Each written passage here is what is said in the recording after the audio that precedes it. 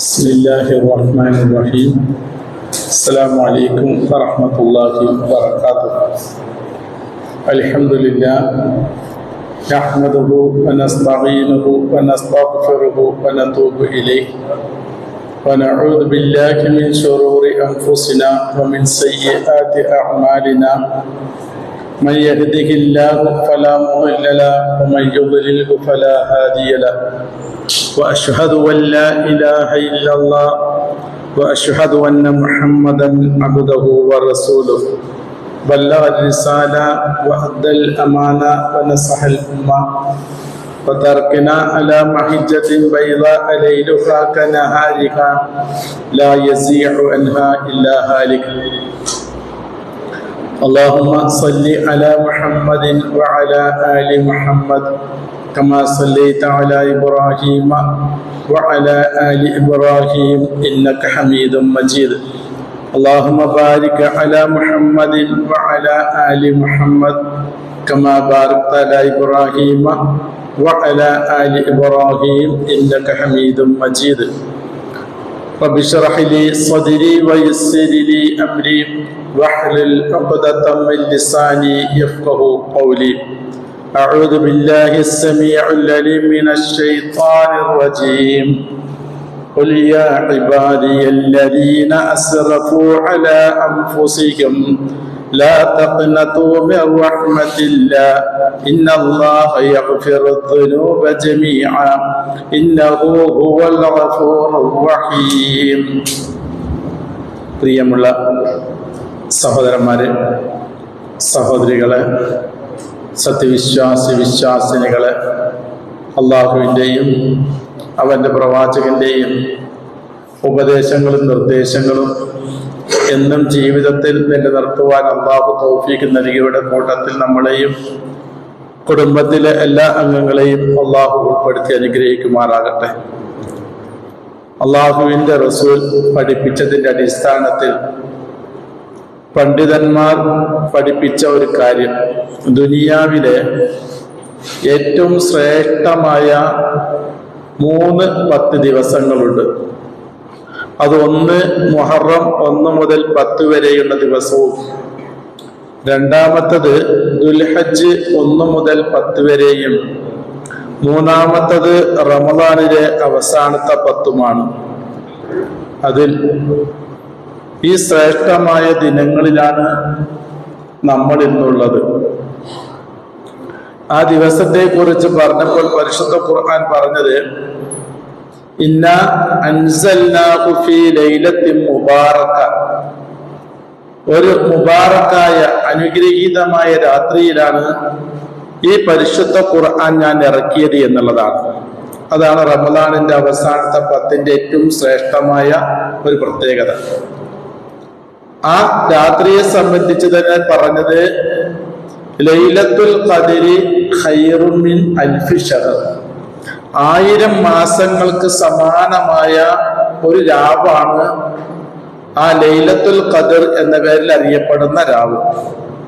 അഥവാ 83 വർഷം ഇബാദത്തെടുത്ത പ്രതിഫലമാണ് ആ ഒരൊറ്റ രാത്രി കൊണ്ട് ഓരോ വിശ്വാസികൾക്ക് നേടാൻ കഴിയുന്നത് എന്നുള്ളതാണ്. പ്രവാചക സല്ലല്ലാഹു അലൈഹി വസല്ലമയുടെ ജീവിതത്തില് ഏറ്റവും വലിയ സൽക്കർമ്മം പ്രവാചകൻ പരിചയപ്പെടുത്തിയത് ഇബ്നു അബ്ബാസിൽ നിന്ന് ഇമാം ബുഖാരി ഉദ്ധരിക്കുന്ന ഹദീസിൽ പറയുകയാണ്, കാന റസൂലുള്ളാഹി സ്വല്ലല്ലാഹു അലൈഹി വസല്ലം അജ്വദൻ നാസി, ജനങ്ങളിൽ വെച്ചുകൊണ്ട് ഏറ്റവും ധർമ്മ സ്വഭാവമുള്ള ആളായിരുന്നു പ്രവാചകൻ. പ്രവാചകന്റെ ധർമ്മം എന്തായിരുന്നു? വകാന അജ്വദുമായി യഖൂലു ഫീ റമളാൻ ഹീന യൽഖാഹു ജിബ്രീൽ വകാന ജിബ്രീൽ യൽഖാഹു ഫീ കുല്ലി ലൈലത്തിൻ മിൻ റമളാൻ ഫയുദാരിസുൽ ഖുർആൻ. എല്ലാ രാത്രികളിലും ജിബ്രീൽ പ്രവാചകന്റെ അടുക്കൽ വരികയും അതുവരെ ഇറങ്ങിയിട്ടുള്ള പരിശുദ്ധ ഖുർആൻ മുഴുവനായും ജിബ്രീലിന് പ്രവാചകൻ ഓദിച്ച് കേൾപ്പിക്കാറുണ്ട് എന്നുള്ളതാണ്. അപ്പൊ ഇതാണ് ഏറ്റവും വലിയ സൽക്കർമ്മം.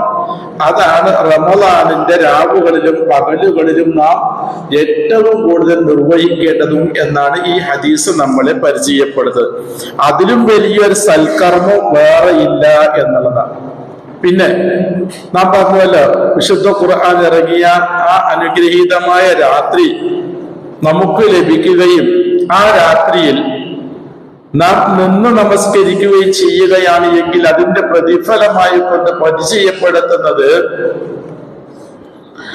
നബി ഖുറൈറ റളിയല്ലാഹു അൻഹു ഖാല റസൂലുള്ളാഹി സ്വല്ലല്ലാഹു അലൈഹി വസല്ലം മൻ യഖും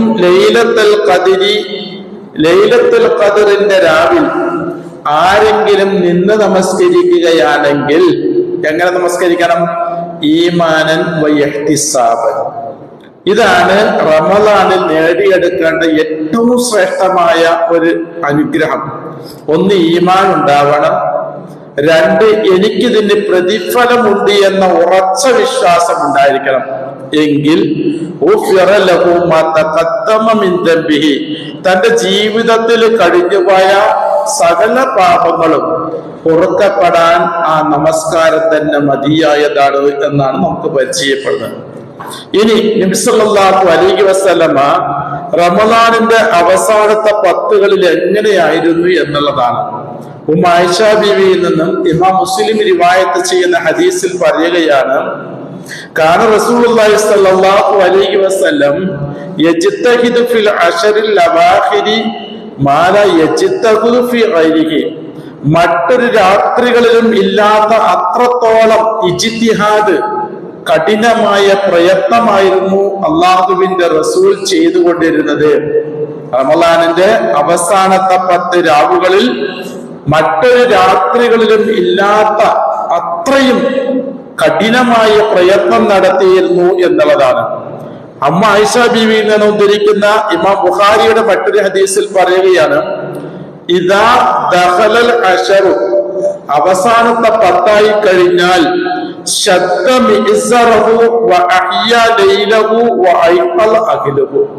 അദ്ദേഹം മരക്കട്ട മുറുക്കി എടുക്കുന്ന, നമ്മള് വല്ല മുണ്ടൊന്ന് മുറുക്കിയെടുക്കുന്ന പറയില്ലേ, അതുപോലെ അരക്കെട്ട് മുണ്ടൊന്ന് മുറുക്കിയെടുക്കും. എന്തിന്? എന്നിട്ട് വഹിയ ലൈലഹു, രാത്രിയെ മുഴുവൻ സജീവമാക്കി തീർക്കും അല്ലാഹുവിന്റെ റസൂല്. വഅയ്തല അഹ്ലുഹു, കുടുംബങ്ങളെ മുഴുവനും ഉണർന്നിരിക്കാൻ പ്രചോദനം നൽകാറുണ്ടായിരുന്നു എന്നതാണ്. അവസാനത്തെ 10 ശ്രേഷ്ഠത അത്രത്തോളം ഉള്ളത് കൊണ്ടാണ് റസൂലുള്ളാഹി ഇത്രത്തോളം ഉത്സാഹം കാണിക്കുന്നത് എന്നുള്ളതാണ്. ആയിഷ ബീവി പ്രവാചകരോട് ചോദിക്കുകയാണ്, പ്രവാചകരെ, ലൈലത്തുൽ ഖദ്ർ എന്നാണെന്നറിഞ്ഞാൽ ഞാൻ പ്രത്യേകമായി ചെയ്യേണ്ടത് എന്താണ് പ്രവാചകരെ? പ്രവാചകൻ പരിചയപ്പെടുത്തുകയാണ്, അല്ലാഹുമ്മ ഇന്നക അഫൂൻ തുഹിബ്ബുൽ അഫ്വ ഫഅഫു അന്നി എന്ന് നീ പ്രാർത്ഥിച്ചു കൊള്ളുക. അല്ലാഹുമ്മ ഇന്നക അഫൂൻ, റബ്ബേ നീ മാപ്പ് കൊടുക്കുന്നവനാണ്, മാപ്പ് കൊടുക്കുന്നതിനെ ഇഷ്ടപ്പെടുകയും ചെയ്യുന്നവനാണ്, നീ എനിക്ക് മാപ്പ് നൽകണമേ എന്നാണ്. അപ്പോ ആദമിന്റെ മക്കൾക്ക് ലഭിക്കേണ്ട ഏറ്റവും വലിയൊരു അനുഗ്രഹമാണ് മാപ്പ് ലഭിക്കുക എന്നുള്ളത്. കാരണം ആദം സന്തതികളിൽപ്പെട്ട മുഴുവൻ മനുഷ്യരും തെറ്റ് ചെയ്യുന്നവർ തന്നെയാണ്, അല്ലെങ്കിൽ തെറ്റുകൾ സംഭവിക്കുന്നവർ തന്നെയാണ് എന്നാണ് അനസ് റളിയല്ലാഹു തആല അൻഹു നിന്ന് ഉദ്ധരിക്കുന്ന ഒരു ഹദീസിൽ പറയുന്നത്, കുല്ലു ബനി ആദം ഖത്താഉൻ വഖൈറുൽ ഖത്താഈന അത്തവാബുൻ. ആദമിന്റെ മക്കളിലൊക്കെയും വീഴ്ചകൾ സംഭവിക്കും, തെറ്റുകൾ സംഭവിക്കും. ആ തെറ്റുകൾ സംഭവിക്കുന്നവരിൽ ഏറ്റവും ഉത്തമ വ്യക്തിത്വം ആരാണ്? അത് തെറ്റാണെന്ന് മനസ്സിലാക്കി തൗബ ചൊല്ലി മടങ്ങുന്നവരാകുന്നു എന്നാണ് പ്രവാചകൻ പറയുന്നത്. ഈ തൗബ നമ്മൾ നിർവഹിക്കുമ്പോൾ ഉണ്ടായിരിക്കേണ്ട നമ്മുടെ പ്രത്യേകത, നിരാശ ഒരിക്കലും പാടില്ല എന്നുള്ളതാണ്. എന്റെ തൗബ സ്വീകരിക്കുമോ? എന്റെ വീഴ്ചകൾ മാപ്പാക്കി കിട്ടുമോ? എനിക്ക് അല്ലാഹു പുറത്തു തരുമോ എന്ന ആ ചിന്താഗതി ഇല്ലാതെയായിരിക്കണം നമ്മൾ അല്ലാഹുവിനോട് പൊറുക്കലിനെ തേടേണ്ടതും തൗബ ഇരക്കേണ്ടതും. അതാണ് സൂറത്ത് സുമറിലെ 53-ാമത്തെ ആയത്ത് നമ്മളെ പഠിപ്പിക്കുന്നത്. ഖുൽ, നബിയെ പറഞ്ഞു കൊടുക്കൂ, യാ ഇബാദിയല്ലദീന അസ്റഫു അലാ അൻഫുസിഹിം, എന്റെ അടിമകളോട് പറഞ്ഞു കൊടുക്കും പ്രവാചകരെ, എന്താണ്? യാ ഇബാദി, എന്റെ അടിമകളെ. എത്ര സ്നേഹത്തോടു കൂടിയുള്ള വിളിയാണെന്നറിയോ അള്ളാഹുവിന്റെ. അത് അറബി ഭാഷ അറിയുന്നവർക്കാണ് അത് വായിച്ച കൃത്യമായി അതിന്റെ ഗൗരവം ഉൾക്കൊള്ളാൻ കഴിയുകയുള്ളൂ. ഒരുപാട് തെറ്റുകൾ ചെയ്ത ഒരു മനുഷ്യനെ അള്ള വിളിക്കുകയാണ് യാ ഇബാദി, എന്റെ അടിമകളെ. ആ സ്നേഹത്തോട് വിളിച്ചുകൊണ്ട് അള്ള പറയാൻ, അങ്ങനത്തെ അടിമകള് അല്ലദീന അസ്റഫു, നിങ്ങൾ അതിര് കവിഞ്ഞു പോയിട്ടുണ്ട് കേട്ടോ. ആരോട്? അലാ അൻഫുസിഹിം, നിങ്ങളോട് തന്നെ. നിങ്ങളോട് തന്നെ അതിര് കവിഞ്ഞു പോയിരിക്കുന്നു തെറ്റുകളില്. എങ്കിലും ലാ തഖ്നതു, നിങ്ങൾ നിരാശപ്പെടരുത് കേട്ടോ. നിങ്ങൾ നിരാശപ്പെടേണ്ട. എന്തിന്റെ കാര്യത്തിൽ? റഹ്മത്തില്ലാ, അള്ളാന്റെ കാരുണ്യത്തിന്റെ കാര്യത്തിൽ. ഇന്നല്ലാഹ യഗ്ഫിറു ദുനൂബ ജമീഅ, നിങ്ങളുടെ എല്ലാ പാപങ്ങളും അള്ള പൊറുത്തു തരും. അള്ളാഹുവിന് പൊറുക്കാൻ മാത്രമുള്ള പാപങ്ങളെ നിങ്ങളുടെ അടുക്കലുള്ളൂ. ഇന്നഹു ഹുവൽ ഗഫൂർ റഹീം, നിങ്ങളുടെ പാപങ്ങൾ പൊറുക്കുക മാത്രമല്ല നിങ്ങളോട് കരുണയുമുള്ളവനാണ് അള്ളാഹു എന്ന് ആയത്ത് നമ്മളെ പഠിപ്പിക്കുകയാണ്. എന്നാൽ ചരിത്രത്തിൽ കഴിഞ്ഞുപോയ ചില നല്ല മനുഷ്യന്മാരുടെ പശ്ചാത്താപത്തിന്റെ ചില പ്രായോഗിക രൂപങ്ങൾ ഒന്ന് രണ്ടെണ്ണം നിങ്ങളെ ശ്രദ്ധയിൽപ്പെടുത്തുകയാണ്. ഒന്ന്, നിങ്ങളൊക്കെ കേട്ട് കഴിഞ്ഞ തന്നെയാണ്, എങ്കിലും സാന്ദർഭികമായിക്കൊണ്ടൊന്ന് ഉണർത്തുമ്പോൾ ഓർമ്മയിൽ വരുമല്ലോ. മനസ്സിന്റെ നിരാശ നീങ്ങിക്കിട്ടാനൊക്കെ അത് കാരണമായി മാറും. അതുകൊണ്ട് ഉണർത്തുകയാണ്. ഇമാം ബുഖാരിയും മുസ്ലിമും ഉദ്ധരിക്കുന്ന സുദീർഘമായ ഒരു ഹദീസാണ്. 99 ആളുകൾ ഒരാൾ കൊല്ലുകയാണ്. ഒരു മനുഷ്യൻ കൊല്ലുകയാണ് 99 മനുഷ്യരെ. 99 മനുഷ്യനെ കൊന്നതിന് ശേഷമാണ് ഇയാളുടെ മനസ്സിലൊരു പശ്ചാത്താപം ഉണ്ടാകുന്നത്. ഞാൻ ചെയ്തത് ശരിയായില്ല, മോശമായി പോയി എന്നൊരു മനോഭാവം ഉണ്ടാവുകയും അയാൾ പണ്ഡിതനാണ് അല്ലെങ്കിൽ അറിവുള്ളവനാണ് എന്ന് മനസ്സിലാക്കിയ ഒരാളുടെ അടുക്കൽ ചെന്നുകൊണ്ട് ചോദിക്കുകയാണ്, ഞാൻ അങ്ങനെ 99 ആളെ കൊന്നുപോയ ഒരാളാണ്, എനിക്ക് മോക്ഷമുണ്ടോ? എനിക്ക് രക്ഷ കിട്ടുമോ? എന്റെ തെറ്റുകളല്ല പുറത്തു തരുമോ എന്ന് ചോദിച്ചപ്പോൾ ആ മനുഷ്യൻ അറിയില്ലെങ്കിൽ അറിയില്ല എന്ന് പറഞ്ഞാൽ മതിയായിരുന്നു.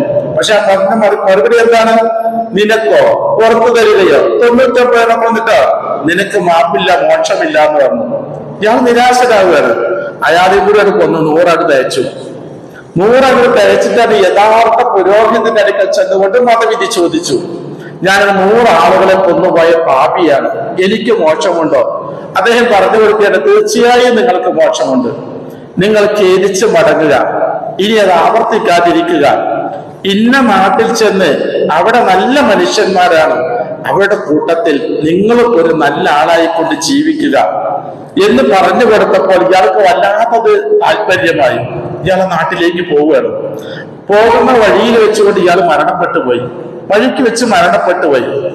റഹ്മത്തിന്റെ മലക്കുകൾ ഇറങ്ങി വന്നു, സ്വർഗത്തിന്റെ മലക്കുകൾ. അതാണ് റഹ്മത്തിന്റെ മലക്കുകൾ എന്ന് പറഞ്ഞാൽ.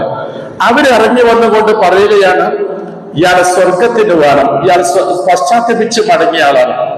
ഉടനെ നരകത്തിന്റെ മലക്കുകൾ വന്നു, ഇല്ല, ജീവിതത്തിൽ നന്മകളൊന്നും ചെയ്തു പോയിട്ടില്ലാത്ത ഈ മനുഷ്യൻ ഏറ്റവും അർഹത നരകമാണ്, ഇയാളെ നരകത്തിലേക്ക് ആവശ്യമാണെന്ന് പറഞ്ഞു. രണ്ടു കൂട്ടരും തർക്കിക്കുമ്പോൾ അള്ളാഹു മൂന്നാമത്തെ ഒരു മലക്കിനെ വിധിയുമായി കൊണ്ട് പറഞ്ഞയക്കുകയാണ്. മൂന്നാമത്തെ മലക്ക് വന്നുകൊണ്ട് വിധി കൽപ്പിക്കുകയാണ്. ഇയാൾ നടന്ന കാലടികൾ എണ്ണുകയാണ്. ഇനി എത്ര നടക്കാനുണ്ട് എന്ന് മെണ്ണി. ഒരു കാലടി അയാൾ അധികം വെച്ചിരിക്കുന്നു. അത് റബ്ബ് തൗബയായി സ്വീകരിച്ചു എന്നാണ്. അപ്പൊ റബ്ബിന്റെ ആ കാരുണ്യത്തിന്റെ വലുപ്പം ആലോചിച്ച് നോക്കുക.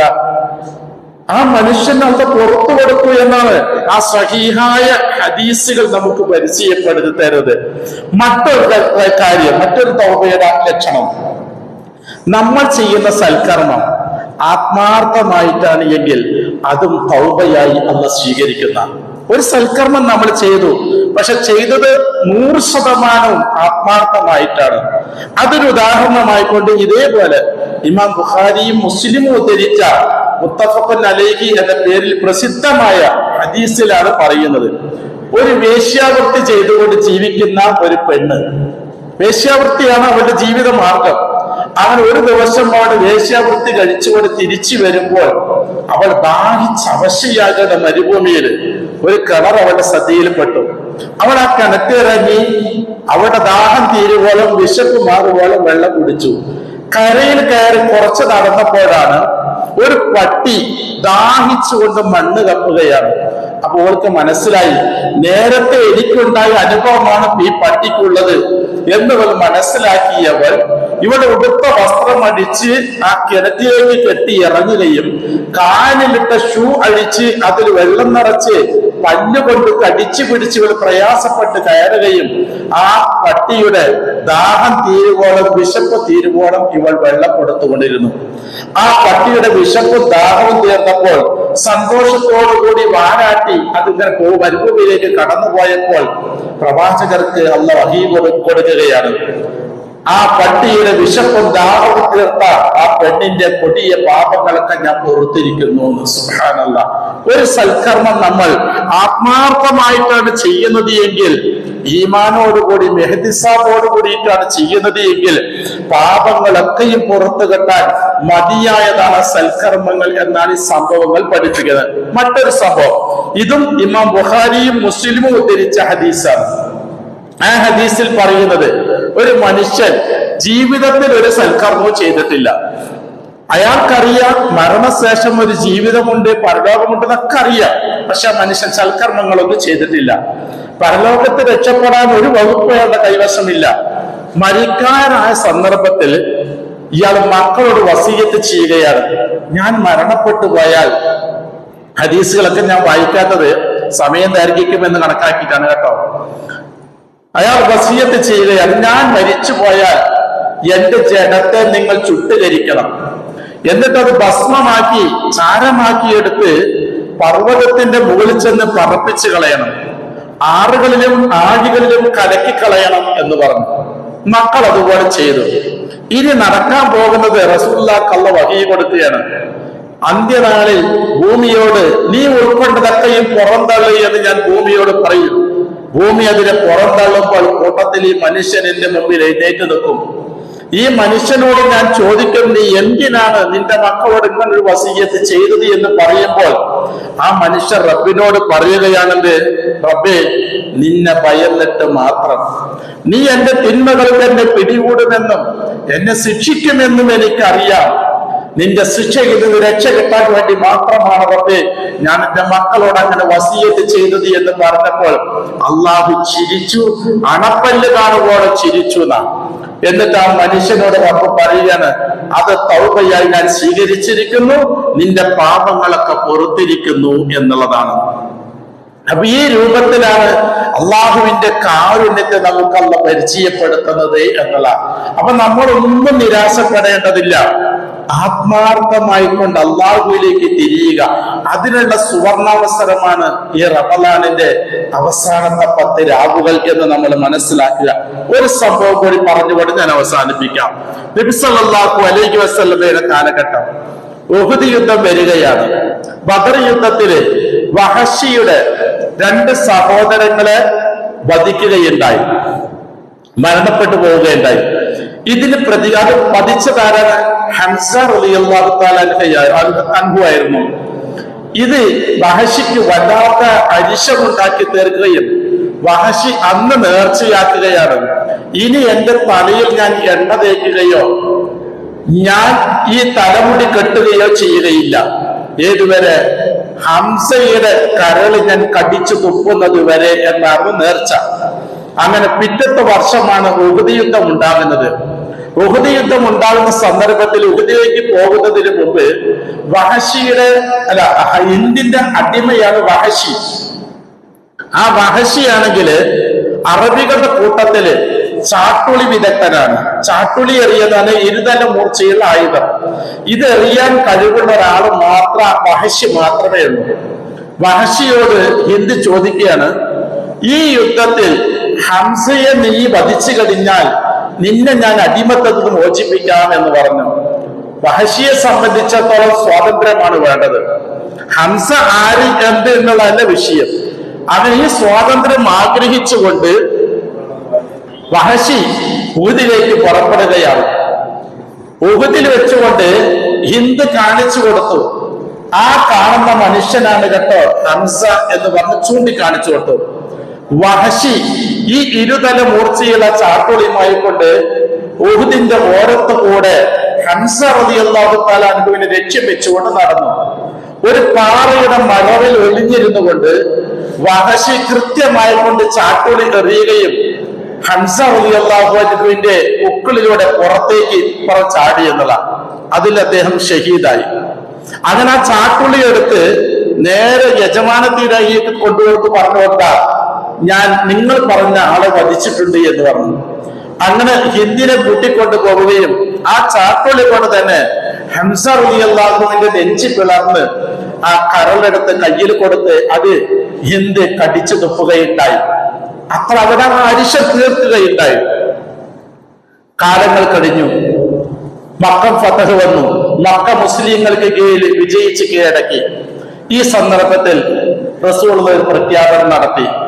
10 ആളുകളെ എവിടെ വെച്ച് കണ്ടാലും മുസ്ലിമീങ്ങൾക്ക് എല്ലാവർക്കും കൊല്ലുവാൻ അവകാശമുണ്ട് എന്ന് പറഞ്ഞു. അതിൽ ഒരാളായിരുന്നു വഹശി ഇബ്നു ഹറബ്. ഈ വാർത്ത എല്ലാവരും മക്ക മുഴുവനും പ്രചരിച്ചു. ഇത് കേട്ട ഉടനെ വഹശിയുടെ സമനില തെറ്റിപ്പോയി. കാരണം സ്വാതന്ത്ര്യത്തിന് വേണ്ടിയിട്ടാണ് ഹംസയെ വധിച്ചത്. ഹംസയെ വധിച്ചിട്ടും ഇപ്പോൾ തനിക്ക് സ്വാതന്ത്ര്യം കിട്ടിയിട്ടും ജീവിക്കാൻ കഴിയാത്ത ചുറ്റുപാടായി പോയി മക്കയിൽ. ആര് കണ്ടാലും വധിക്കും. ഇനി ഈ ശിക്ഷയിൽ നിന്ന് രക്ഷപ്പെടണമെങ്കിൽ ഒരൊറ്റ മാർഗമേ ഉള്ളൂ, താൻ മുസ്ലിം ആവുക എന്നുള്ളത്. പ്രച്ഛന്ന വേഷം ധരിച്ച് നബിയുടെ അടുക്കിലേക്ക് കടന്നു ചെല്ലുകയാണ്. അങ്ങനെ നബിന്റെ മുന്നിൽ ചെന്നുകൊണ്ട് ഷഹാദത്ത് കലിമ ചൊല്ലി. അപ്പൊ നബി സല്ലല്ലാഹു അലൈഹി വസല്ലം ചോദിച്ചു, നിങ്ങൾ ആരാണെങ്കിലും നിങ്ങൾക്ക് മോക്ഷമുണ്ട്, നിങ്ങൾ ആരാണ് എന്ന് ആ മുഖം ഒന്ന് കാണിക്കണം എന്ന് പറഞ്ഞു. അപ്പോ മുഖത്ത് നിന്നുള്ള ശിരോവസ്ത്രം ഉയർത്തി കാണിച്ചു കൊടുത്തപ്പോൾ നിങ്ങൾ വഹശിയാണല്ലേ? അതെ, ഞാൻ വഹശിയാണ്. നിങ്ങൾ എങ്ങനെയാണ് എന്റെ പിതൃവിനെ കൊന്നതെന്ന് പറയാമോ ചോദിച്ചു. ഒരു ചിത്രീകരണം എന്ന രൂപത്തിൽ തന്നെ വഹശി ഇത് പ്രവാചകന്റെ മുമ്പിൽ സമർപ്പിച്ചപ്പോൾ പ്രവാചകന്റെ കണ്ണുകൾ കവിഞ്ഞൊഴുകുകയും താടി രോമം നനഞ്ഞു കുതിരുകയും ചെയ്തു. എന്നിട്ട് പ്രവാചകൻ പറഞ്ഞു, വഹശി, നിങ്ങൾ സ്വതന്ത്രനാണ്. ഇനി നിങ്ങൾ ആരും വധിക്കുകയില്ല. പക്ഷെ ഒരു കൽപ്പന, ഞാൻ മരിക്കുന്നത് വരെ എന്റെ മുന്നിൽ നിങ്ങൾ വന്നു പോകരുത്. നിങ്ങളെ കണ്ടു കഴിഞ്ഞാൽ എന്റെ പിതൃവിന്റെ ഓർമ്മ എനിക്ക് വരും. അതെനിക്ക് പിടിച്ചു നിൽക്കാൻ കഴിയാത്ത സങ്കടമായിരിക്കും. നിങ്ങൾക്ക് പോകാമെന്ന് പറഞ്ഞു. വഹശിക്ക് ഇതിനേക്കാൾ വലിയ ഒരു വേദന ഇനി ജീവിതത്തിൽ കിട്ടാനില്ല. ലോക മുസ്ലിമീങ്ങൾ നെഞ്ചിലേക്ക് നടക്കുന്ന ആ പ്രവാചകന്റെ മുന്നിൽ പോയി നിൽക്കാൻ പോലും യോഗ്യതയില്ലാത്ത ഭൂമിയിലെ ഒരാൾ അത് ഞാനായി പോയല്ലോ. ഇത്രയും ദൗർഭാഗ്യവാനായ മനുഷ്യനായോ ഞാൻ? കാരണം സ്വാതന്ത്ര്യത്തിന് വേണ്ടി ഹംസയെ വധിച്ചു. ഇപ്പോൾ ആ 10 ആളുകളുടെ ലിസ്റ്റിൽ ഞാൻ പെട്ടുപോയി. അതൊന്നും എനിക്ക് മോക്ഷം കിട്ടി. മോക്ഷം കിട്ടിയിട്ടും എനിക്ക് അല്ലാഹുവിന്റെ റസൂലിന്റെ മുമ്പിൽ ചെന്ന് നിൽക്കാനുള്ള ഭാഗ്യമില്ലാതായി പോയല്ലോ എന്നുള്ള ദുഃഖം കൊണ്ട് ഓരോ ദിവസവും അത് തള്ളി നീക്കുകയാണെങ്കിലും ഖുർആൻ പഠിക്കുന്ന ഒരാളായിരുന്നു വഹശി. ഖുർആൻ പഠിച്ച് സൂറത്തുൽ ഫുർഖാനിലെത്തി. സൂറത്തുൽ ഫുർഖാനിലെ പ്രത്യേകതയുണ്ട്. ഇബാദുർ റഹ്മാൻ എന്ന് പറയപ്പെടുന്ന ഒരു 10ഓളം ആയത്തുകളുണ്ട്. അത് അള്ളാഹുവിന്റെ പ്രിയപ്പെട്ട അടിയാറുകളെ കുറിച്ചാണ് പറയുന്നത്. അള്ളാഹുവിന്റെ ഇഷ്ടദാസദാസന്മാരുടെ 14 അടയാളങ്ങൾ അതിൽ പറയുന്നുണ്ട്. ആ ഓരോ അടയാളങ്ങൾ വായിക്കുമ്പോഴും വഹശി പൊട്ടി പൊട്ടി കരയുകയാണ്.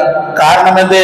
അതൊന്നും തനിക്ക് അവകാശപ്പെട്ടതല്ല, അതിലൊന്നും ഞാൻ പെട്ടുപോകുന്നില്ലല്ലോ എന്ന് പറഞ്ഞുകൊണ്ട് വഹശി ഇങ്ങനെ കരഞ്ഞുകൊണ്ടേ ഇരിക്കുകയാണ്.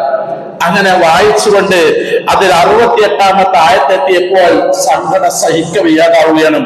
വല്ലദീന ലാ യദ്ഊന മഅല്ലാഹി ഇലാഹൻ ആഖർ. അല്ലാഹുവിന്റെ പ്രിയപ്പെട്ട അടിയാറുകൾ ഒരിക്കലും അല്ലാഹയല്ലാത്ത മറ്റൊരാളെ വിളിച്ച് പ്രാർത്ഥിക്കുകയില്ല. വലാ യഖ്തുലൂന അൻ-നഫ്സല്ലതീ ഹറമല്ലാഹു ഇല്ലാ ബിൽ ഹഖ്. അല്ലാഹു പവിത്രമാക്കിയ ഒരാത്മാവിനെയും അന്യായമായി വധിക്കുകയില്ല. ഞാൻ അന്യായമായി കൊണ്ട് ഹംസയെ വധിച്ച ഒരാളാണ്. അള്ളാഹു പവിത്രമാക്കിയ ആ മനുഷ്യരെ ഞാൻ വധിച്ചു പോയവനാണ്. അള്ളയല്ലാത്ത സകല വിഗ്രഹങ്ങളെയും വിളിച്ച് പ്രാർത്ഥിച്ചവനാണ് ഞാൻ. അവർ വ്യഭിചരിക്കുകയില്ല. ഞാൻ വ്യഭിചാര പ്രിയനായിരുന്നു ഒരു കാലഘട്ടത്തിൽ. അങ്ങനെ ആരെങ്കിലും ചെയ്താൽ അതിന്റെ പരിണിത ഫലം അവർ നാളെ അനുഭവിക്കേണ്ടി വരും. എങ്ങനെ? അന്ത്യകാലിൽ അവർക്ക് ഇരട്ടിയായിരിക്കും ശിക്ഷ ലഭിക്കുക. ആ നാണം കെട്ട നിന്ദ്യമായ ശിക്ഷയിൽ അവരെന്നും ശാശ്വതരായിരിക്കും എന്ന ആയത്തോതി നബിന്റെ അടുക്കലേക്ക് പോവുകയാണ്. നബിന്റെ പുറകിൽ ചെന്നുകൊണ്ട് പ്രവാചകരെ എന്ന് വിളിച്ചു, സലാം പറഞ്ഞു. വഹശിയാണോ? അതെ. എന്തിനു വന്നു? ഈ ആയത്തുകൾ ഇങ്ങനെ ഓതി കേൾപ്പിച്ചു, പ്രവാചകരെ ഞാൻ അള്ളാഹുവിന്റെ പ്രിയപ്പെട്ട അടിയാറുകളുടെ ഗണത്തിൽ പെട്ടുപോയില്ലല്ലോ പ്രവാചകരെ എന്ന് പറഞ്ഞ് വിതുമ്പിക്കൊണ്ട് കരഞ്ഞപ്പോൾ പ്രവാചകൻ പറഞ്ഞു, വഹശി അടുത്ത ആയത്ത് കൂടി വായിക്കൂ എന്ന് പറഞ്ഞു. വായിക്കാൻ കഴിയുന്നില്ല വഹശിക്ക്. പ്രവാചകൻ സുന്ദരമായ ശൈലിയിൽ വഹശിയെ ഓതി കേൾപ്പിക്കുകയാണ്. إلا من تاب وآمن وعمل عملا صالحا فأولئك يبدل الله سيئاتهم حسنات وكان الله غفورا رحيما. വഹശി, അത് താങ്കളെ കുറിച്ചല്ല പറഞ്ഞത്. ഇല്ലാ മൻ താബ, തൗബ ചെല്ലാത്ത ആളുകൾക്കാണത്. നിങ്ങൾ തൗബ ചൊല്ലി മടങ്ങിയാളാണ്. നിങ്ങളുടെ തൗബ എന്താണ്? നിങ്ങൾ ഇസ്ലാം മതം സ്വീകരണമാണ്. നിങ്ങൾ തൗബ ചൊല്ലിയ ആളുകളുടെ കൂട്ടത്തിൽപ്പെട്ടതാണ് കേട്ടോ. വആമന, നിങ്ങൾ വിശ്വാസിയാണ് ഇപ്പോൾ. വഅമില അമലൻ സാലിഹാ, ഇനി നിങ്ങൾ ഏറ്റവും നല്ല അമൽ സാലിഹാത്ത് ചെയ്യുക എന്ന് പറഞ്ഞു. അന്ന് വഹശി ഒരു നെയ്യത്ത് വെച്ചു. എന്താണ് നെയ്യത്ത്? ഹംസയെ വധിച്ച ഈ ചാട്ടുളി കൊണ്ട് ഇസ്ലാമിന്റെ ഒന്നാമത്തെ ശത്രുവിനെ ഞാൻ വധിക്കുക തന്നെ ചെയ്യുമെന്നുള്ളതാണ്. പിന്നീട് പ്രവാചകന്റെ കാലശേഷം വന്ന ഒരു കള്ളപ്രവാചകൻ ഉണ്ടായിരുന്നു. ആ കള്ളപ്രവാചകനെ വഹശിയാണ് വധിച്ചത് എന്ന് വഹശിയുടെ ചരിത്രത്തിൽ നമുക്ക് വായിക്കാനും കഴിയുന്നുണ്ട്. എന്നിട്ട് പരിശുദ്ധ ഖുർആൻ പറയണം, അങ്ങനെ സൽക്കർമ്മങ്ങൾ കൊണ്ട് നിറച്ചാൽ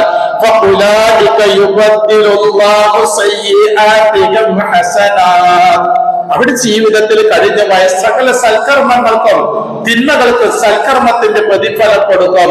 ഈ ആയത്തിനെ വിശദീകരിക്കുമ്പോൾ പണ്ഡിതന്മാർ പറയുന്നത് ആ തിന്മകൾക്ക് അവർക്ക് ശിക്ഷയില്ല, മാപ്പാക്കി കൊടുക്കും എന്നുള്ളതാണ്. അല്ലാഹു എല്ലാം പൊറുക്കുന്നവനും കരുണ വർഷിക്കുന്നവനുമാണ്. ആരെങ്കിലും ഖേദിച്ച് മടങ്ങുകയും എന്നൊരു സൽക്കർമ്മങ്ങൾ പ്രവർത്തിക്കുകയും ചെയ്താൽ അവന്റെ തൗബ അല്ലാഹ് സ്വീകരിക്കുക തന്നെ ചെയ്യും എന്നുള്ള. ഇങ്ങനെ ഒരുപാട് ചരിത്രങ്ങളുണ്ട്, ഒരുപാട് നല്ല നല്ല ചരിത്രങ്ങൾ തൗബയെ സംബന്ധിച്ച്. അതുകൊണ്ട് സഹോദരന്മാരെ, നമ്മുടെ ജീവിതത്തിൽ കിട്ടുന്ന ഒരു സുവർണാവസരമാണ് ഈ റമളാൻ. ഈ അവസാനത്തെ 10 കഴിവിന്റെ പരമാവധി നന്മകൾ അധികരിപ്പിക്കുക. അതിലൊന്നാമത്തെ നന്മ പരിശുദ്ധ ഖുർആൻ പാരായണം ചെയ്യലാണ്. രണ്ടാമത്തത് ഖിയാമുൽ ലൈലാണ്, രാത്രിയിലെ നമസ്കാരം, നിന്ന് നമസ്കരിക്കുക. ഇവിടുത്തെ സഹോദരങ്ങൾ ഒരുപാടെണ്ണം 8 റക്അത്ത് കഴിഞ്ഞാൽ പോകുന്നവരാണ്. അവർക്കറിയാത്തത് കൊണ്ടാണ്. എനിക്ക് അവരെ അറിയില്ല, നിങ്ങൾക്ക് പലർക്കും ചിലപ്പോൾ അറിയുമായിരിക്കും. നിങ്ങൾ അതിന്റെ ഗൗരവം പറഞ്ഞു കൊടുക്കണം അവർക്ക്. ഇമാം സലാം വീട്ടി പിരിയുന്നത് വരെ നമ്മൾ നമസ്കരിച്ചു കഴിഞ്ഞാൽ രാത്രി മുഴുവനും നമസ്കരിച്ച പ്രതിഫലമാണ് എന്ന് ജീവിതത്തിൽ ഒരിക്കൽ പോലും കളവ് പറഞ്ഞിട്ടില്ലാത്ത അള്ളാന്റെ റസൂൽ നമ്മളോട് പറയുമ്പോൾ അതിനും വലിയൊരു തഖ്വ പിന്നെ നമുക്ക് എന്തിനാക്കുന്നത്? അവർക്ക് അറിയാത്തത് കൊണ്ടാണ്. അവർക്ക് പറഞ്ഞതിന്റെ ഗൗരവം പറഞ്ഞ് മനസ്സിലാക്കി കൊടുക്കുക. അവരെയും നന്മയുടെ കൂട്ടത്തിൽ ഒരു പങ്കാളികളാക്കാൻ ശ്രമിക്കുക. നമ്മുടെ വീഴ്ചകളും പോരായ്മകളൊക്കെയും അല്ലാഹു സുബ്ഹാനഹു വ തആല നമുക്കും അവർക്കും എല്ലാവർക്കും പുറത്ത് മാപ്പ് നൽകി അനുഗ്രഹിക്കുമാറാകട്ടെ. അല്ലാഹുവേ, ഈ വിശുദ്ധ റമളാനിന്റെ രാവുകളും പകലുകളും നീ തൃപ്തിപ്പെടുന്ന രൂപത്തിൽ വിനിയോഗിച്ചുകൊണ്ട് ഏറ്റവും വലിയ സൽക്കർമ്മങ്ങൾ തയ്യാറാക്കി നിന്നെ നല്ല നിലയെ കണ്ടുമുട്ടുവാനുള്ള എല്ലാവിധ അനുഗ്രഹങ്ങളും നിന്റെ ദാനമായി ഞങ്ങൾക്ക് നൽകി അനുഗ്രഹിക്കണമേ റബ്ബേ. പാപികളാകുന്ന ദോഷികളാകുന്ന ഞങ്ങളുടെ ജീവിതത്തിലെ സകലമാന പാപത്തിന്റെ കറകളും അനുഗ്രഹീതമായ ഞങ്ങളുടെ ഈ ചെറിയ മജ്‌ലിസ് പിരിയുന്നതോടുകൂടി നീ തൃപ്തിപ്പെട്ട മുഖങ്ങളായി പിരിഞ്ഞു പോകാനും നീ ഞങ്ങൾക്ക് തൗഫീഖ് നൽകി അനുഗ്രഹിക്കണമേ റബ്ബേ. അല്ലാഹുവേ, ഞങ്ങളുടെ നോമ്പുകളിൽ വന്നു പോയിട്ടുള്ള, ഞങ്ങളുടെ നമസ്കാരങ്ങളിൽ വന്നു പോയിട്ടുള്ള, ഞങ്ങളുടെ ഖുർആൻ പാരായണങ്ങളിൽ വന്നു പോയിട്ടുള്ള, ഞങ്ങളുടെ ദാനധർമ്മങ്ങളിൽ സൽക്കർമ്മങ്ങളിൽ വന്നുപോയിട്ടുള്ള, ഞങ്ങളുടെ സൽക്കർമ്മങ്ങളിൽ വന്നുപോയിട്ടുള്ള, ഞങ്ങളുടെ ഇഫ്താർ വിരുന്നുകളിൽ വന്നുപോയിട്ടുള്ള, അങ്ങനെ എല്ലാ നന്മകളിലും വന്നുപോയിട്ടുള്ള വീഴ്ചകളും ഏറ്റക്കുറവുകളും പോരായ്മകളും നിന്റെ കാരുണ്യം കൊണ്ട് പരിഹരിച്ച് ഞങ്ങളുടെ കർമ്മങ്ങളൊക്കെ ഈ സൽക്കർമ്മങ്ങളായി സ്വീകരിച്ച് അനുഗ്രഹിക്കണമേ റബ്ബേ. അല്ലാഹുവേ, ഈ ദുനിയാവിൽ ഞങ്ങൾക്ക് ചെയ്യാവുന്ന ഏറ്റവും ചെറിയ സൽക്കർമ്മങ്ങൾ മാത്രമാണ് ഞങ്ങൾ ചെയ്യുന്നത്. അത് ഞങ്ങളിൽ നിന്ന് മുഖവിലയ്ക്ക് നീ സ്വീകരിക്കണമേ റബ്ബേ. ഞങ്ങളുടെ പ്രാർത്ഥന ഉപരിയിൽ സ്വീകരിക്കുന്നതിന് തടസ്സമായി എന്തെല്ലാം ഞങ്ങളുടെ ജീവിതത്തിൽ മനസ്സാ വാചാ കർമ്മണ രഹസ്യമായി പരസ്യമായി സംഭവിച്ചു പോയിട്ടുണ്ടോ, എല്ലാം നിന്റെ കാരുണ്യം കൊണ്ട് ഞങ്ങൾക്ക് മാപ്പ് നൽകി നീ ആദരിക്കണമേ റബ്ബേ. അവശേഷിക്കുന്ന കാലഘട്ടം ധർമ്മവും കർമ്മവും നന്നാക്കി തീർക്കാൻ ഭാഗ്യം കിട്ടിയ നിന്റെ ഇഷ്ടദാസന്മാരുടെ കടത്തിൽ ഞങ്ങളിൽ എല്ലാവരെയും ഉൾപ്പെടുത്തി നീ ആദരിക്കണമേ റബ്ബേ. അല്ലാഹുവേ, ഈ ഭവനത്തിന്റെ നിർമ്മാണത്തിന് കാരണക്കാരായ ആളുകൾ, അതിന്റെ നടത്തിപ്പുകാരായ ആളുകൾക്കും, അല്ലാഹുവേ, അതിനോടൊപ്പം പങ്കാളികളാകുന്ന ആളുകൾക്കും അർഹമായ നന്മയുടെ പ്രതിഫലം നൽകി നീ ആദരിക്കണമേ റബ്ബേ. അല്ലാഹുവേ, ഞങ്ങളുടെ കൂട്ടത്തിലും ഞങ്ങളുടെ കുടുംബത്തിലും ഈ ഉമ്മത്തിലും ചുറ്റുപാടിലും ഒരുപാട് ആളുകൾ രോഗികളാണ് റബ്ബേ. എല്ലാവരുടെ രോഗങ്ങൾക്കും ശിഫ നൽകി മരണത്തിലേക്കും സിഹത്തും ആഫിയത്തും ഹിദായത്തും ഇൽമും ഹിക്മത്തും നിന്റെ ദാനമായി ഞങ്ങളുടെ എളിയ പ്രാർത്ഥനയുടെ ഫലമായി നൽകി നീ ആദരിക്കണമേ റബ്ബേ. اللهم اجرنا من النار، اللهم اجرنا من النار، اللهم اجرنا من النار.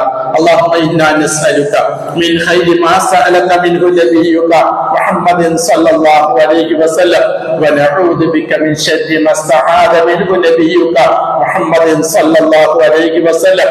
أنت المستعان وعليك البلاء ولا حول ولا قوة إلا بالله. اللهم صل على محمد وعلى آل محمد كما صليت على إبراهيم وعلى آل إبراهيم إنك حميد مجيد. ربنا آتنا في الدنيا حسنة وفي الآخرة حسنة وقنا عذاب النار. سبحان ربك رب العزة عما يصفون وسلام على المرسلين والحمد لله رب العالمين.